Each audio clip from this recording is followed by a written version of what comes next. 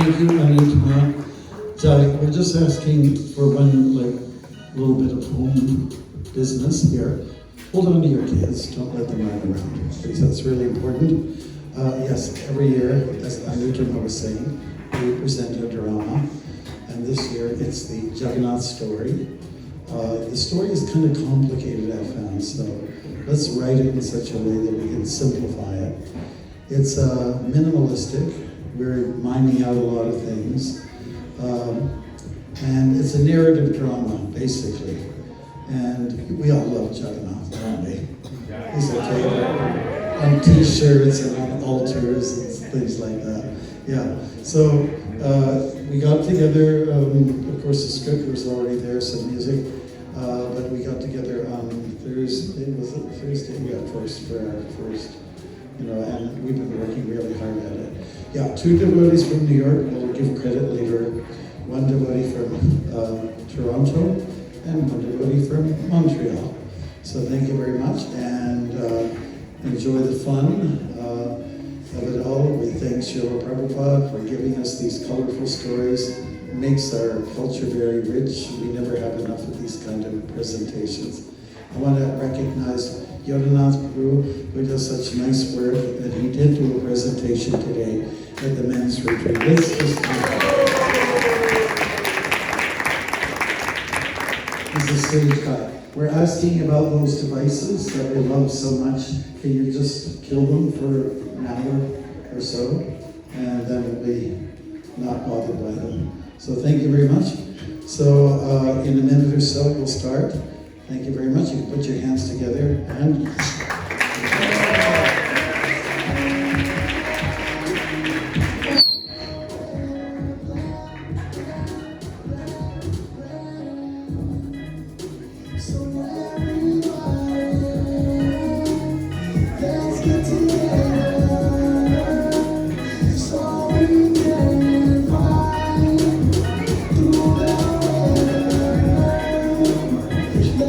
Ladies and gentlemen, the Jagannath story.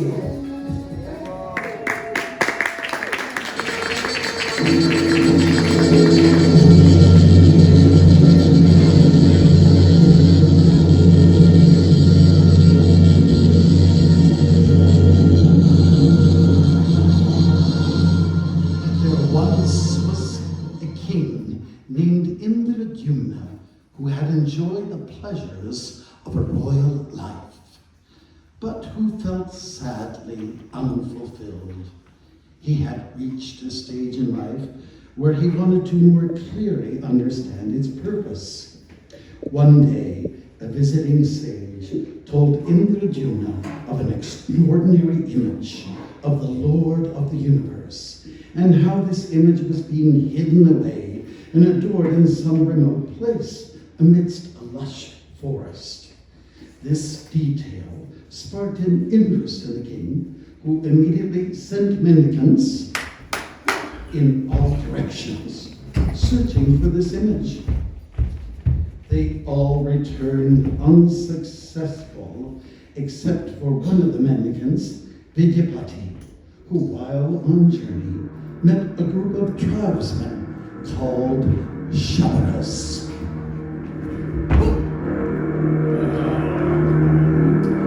The Shavara ruler Vishwavasu came forward and heartily greeted the young mendicant Vidyapati. Now, there was a unique trait amongst the Shavaras.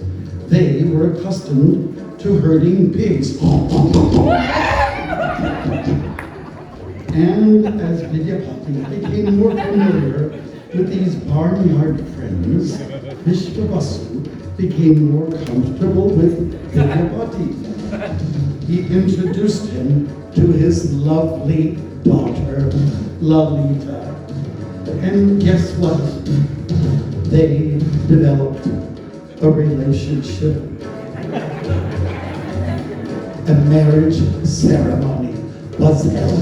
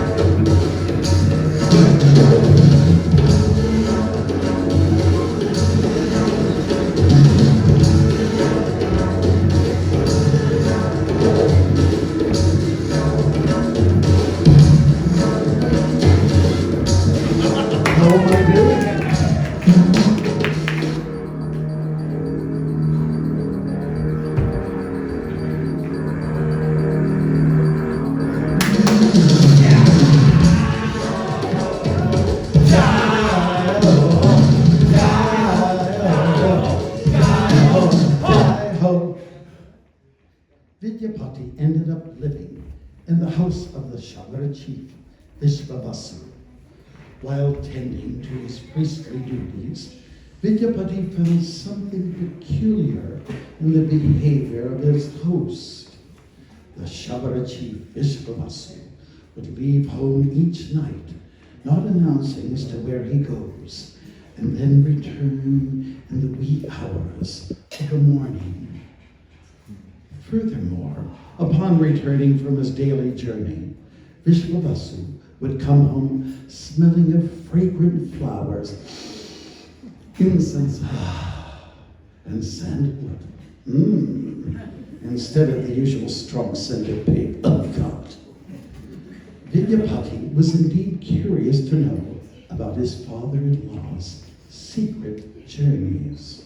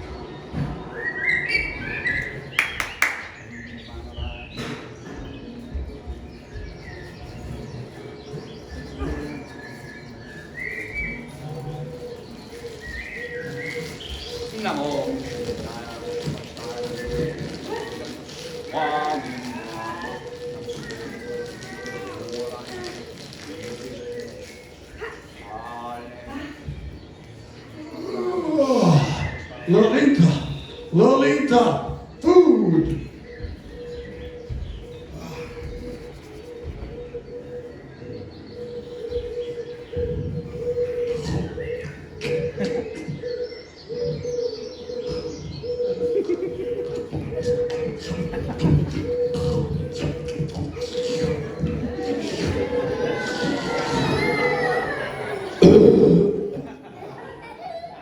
What are you looking at?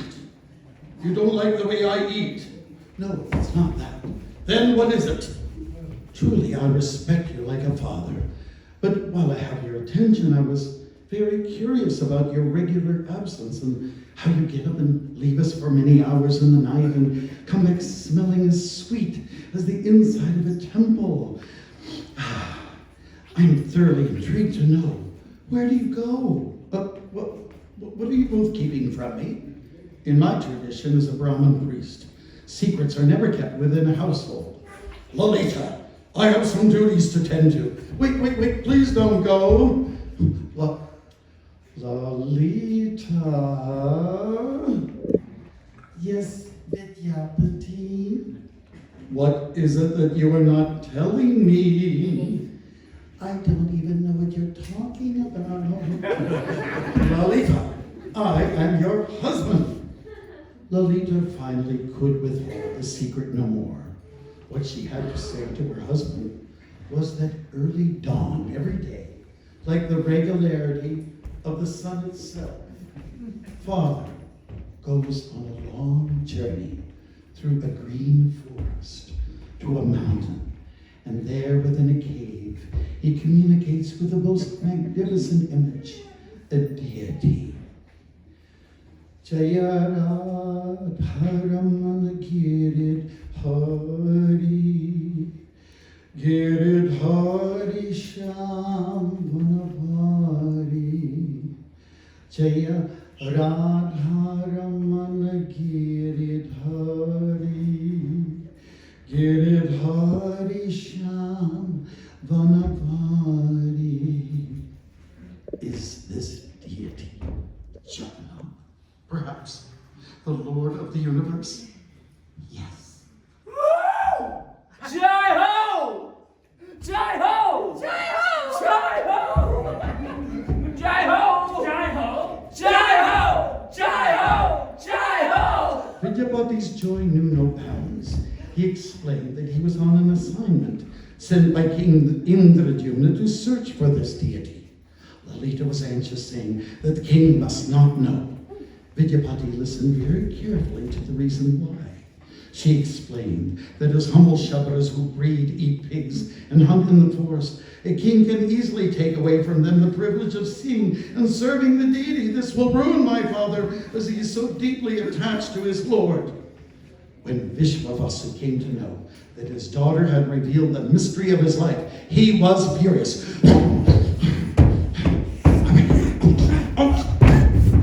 No, father, no! Lalita was sorry she had broken her promise to her father. Nevertheless, Vidyapati was determined to be taken to see the Lord of the universe. He requested only one visit from Vishvavasu. No! My son-in-law. Only one, please. Well, if I can have my pants back. Vishvavasu finally compromised and agreed to take him there, but under one condition. He took a cloth and placed it around the eyes of Vidyapati. The son-in-law would be led on the path that was traveled nightly without knowing the actual route. Upon reaching the destination, the cloth would be removed in order for Vidyapati to have the most perfect visual experience. No one, not even Vidyapati, would know of the deity's whereabouts. The journey began through the forest.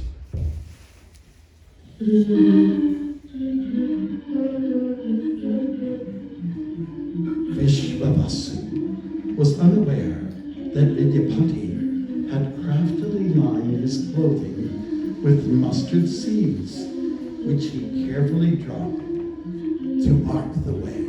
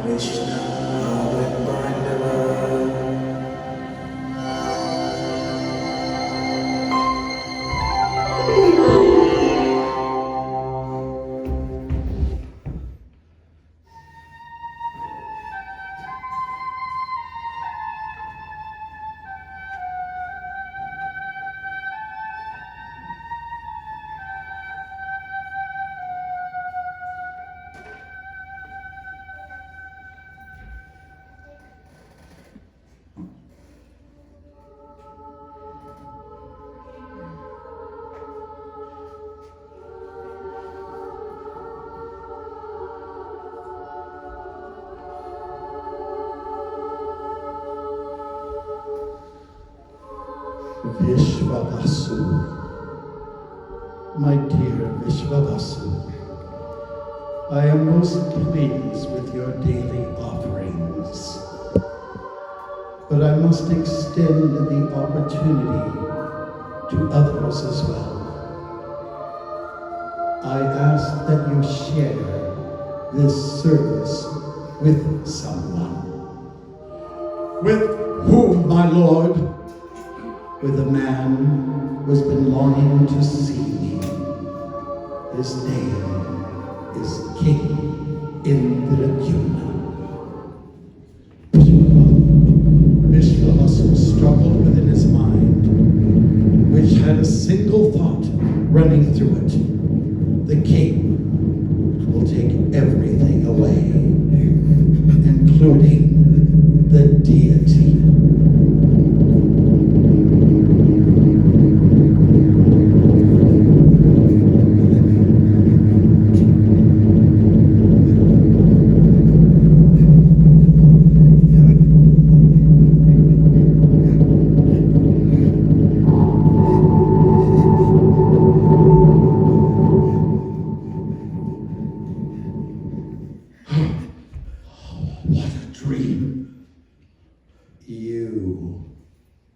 You're to blame for all the problems.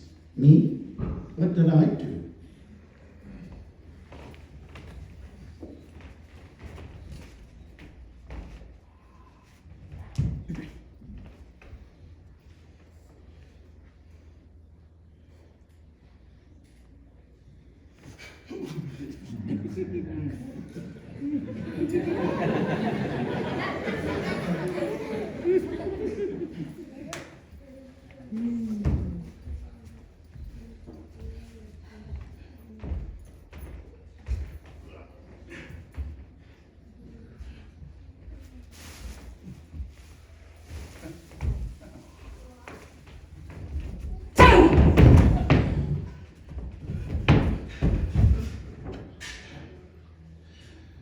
Hours passed by, and then a familiar voice was heard. Vidyapati, where are you? Lalita, are you all right? Lalita unbound her husband, who was bent on seeing none other than the king. Let's go. Meanwhile, Indradyumna paced through the corridors of his palace. He was very forlorn. The citizens were also unhappy. Many of them could not understand the cause of the king's depression and the longing he had for a subject matter that was so removed from normal royal life. But then Vidyapati arrived, and with good news. Indradyumna was elated to hear the discovery of the Lord of the universe. Preparations began immediately for the long journey through the forest, following the path created by the healthy growth of mustard plants.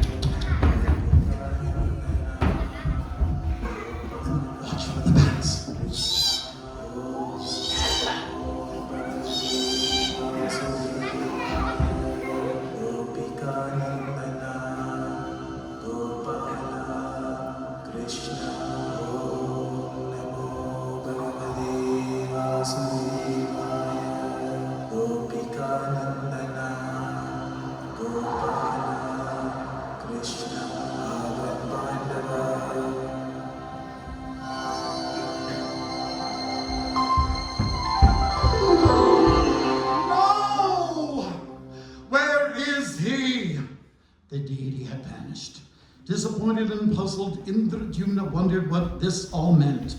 As anger and fury built up inside of him, he vowed to punish the man he suspected stole away the deity. Visvavasu! No! Release this Shabara. He is innocent. I left the site of the cave by my own sweet will. On top of the nearby hill, construct for me a beautiful temple. There I will manifest out of wood. Indradyumna became enthused to build a magnificent structure, which he worked feverishly at to its completion.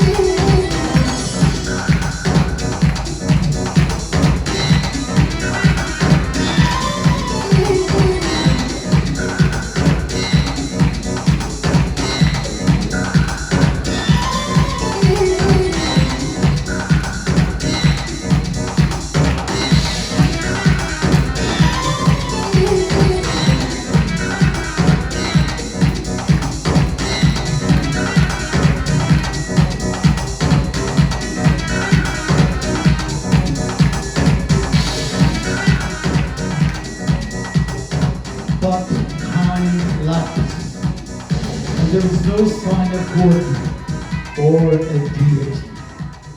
The king's patience wore thin as he asked himself, what is life for? I've always asked this question. Do we just live in vain? I had the good fortune to have the Lord of the universe speak to me, but now he is silent. I want to hear him. I want to see him. The king decided to give up life altogether by fasting. He sat in deep thought when Jagannath, the Lord of the universe, spoke to him once again. In Vrindavan, I will come to you as a wooden log floating in the sea. With enthusiasm regained, the king went to the sea and waited, trusting in the power of these words.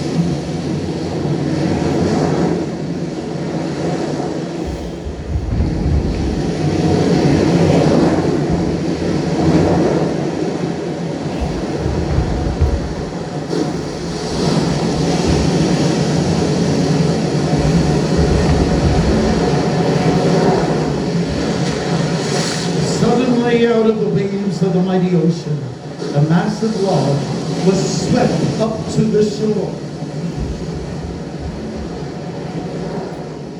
Upon its surface were found engravings of 4 symbols: a lotus, a club, a disc, and a conch.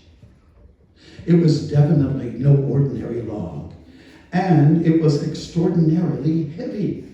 No one could budge it. No amount of men, not even the most able wrestlers.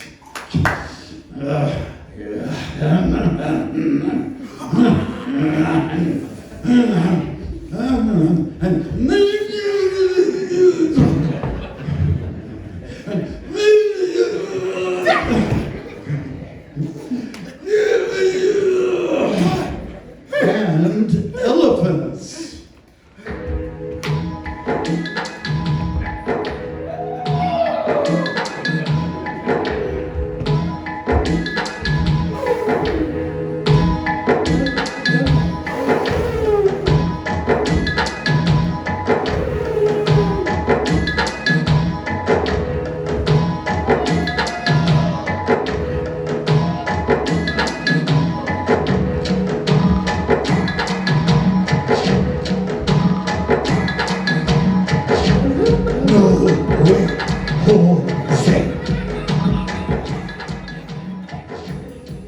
By circumstance, 2 familiar people happened to be present: a Brahmin and a Shabara. Much to everyone's amazement, the log was lifted from the surface of the ground and placed in a logistic spot close to the newly built temple. The king called on various sculptors to carve the precious wood, but as soon as their chisels made contact, their tools would break into many pieces.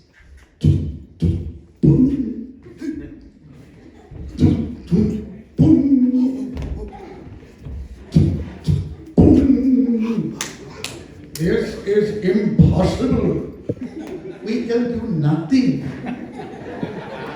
An interesting personality then arrived on the scene. Aged and yet very confident of himself, he addressed the king. I shall carve for you the Lord of the universe. 2 other images will accompany him.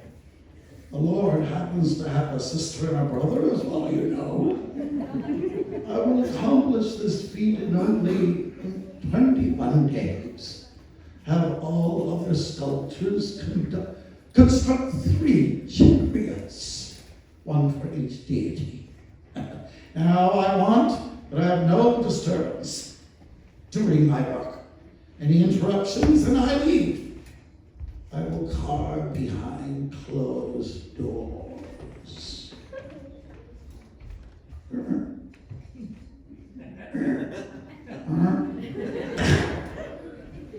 Now, it was only a matter of being patient. Time, like a river, flows. But for the king, a moment appeared stagnant. The sound of the chipping became his heartbeat, the prophecy and promise, his driving force. The days went by, one after another. The sculptor worked diligently. The sound could be heard, and then, suddenly, silence. But wait, the 21 days are not yet over. It is only day 14. I know. I will just take a royal peek.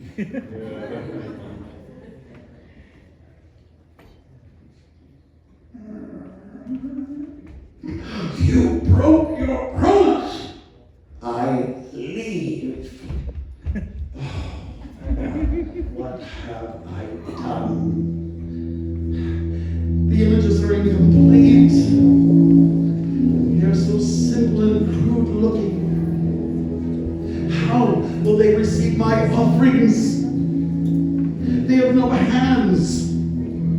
They have no feet. They lack color. After consulting with wise Brahmins, King Indradyumna learned something from an ancient text, the Upanishad. Without legs and hands, I move and receive. Without eyes, I see. Without ears, I hear. I know all that is to be known, but no one knows me. I am the Lord of the universe. With this, King Indradyumna became very satisfied. The king conferred that this is the way the universal Lord wanted to present himself. Indradyumna arranged for the Lord and his companions to be painted with natural pigments. In keeping with the ecstatic spirit of the occasion, these three deities manifest wide eyes and oceanic smiles. First, Jagannath, or Krishna in black.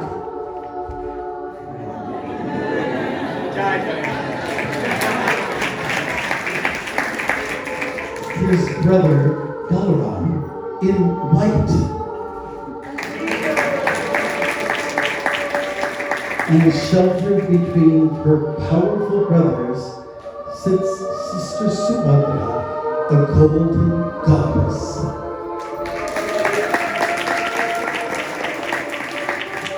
They were all set now for daily worship and a colorful annual festival, the Festival of Chariots. The Lord of the universe makes himself universally visible to everyone.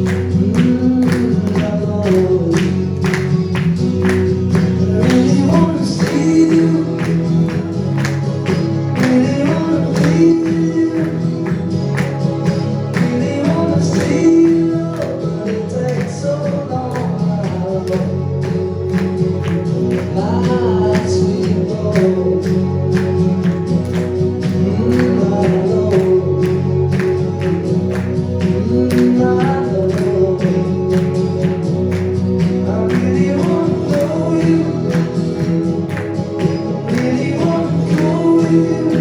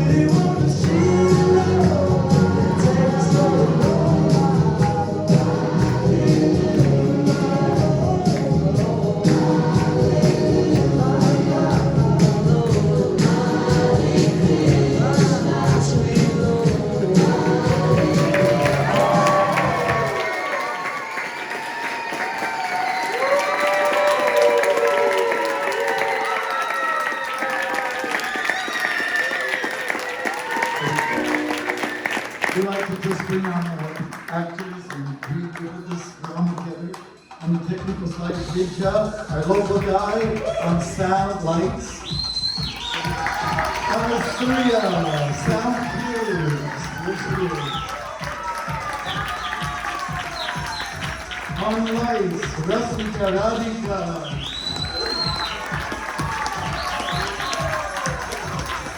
Here are the actors, Ambika.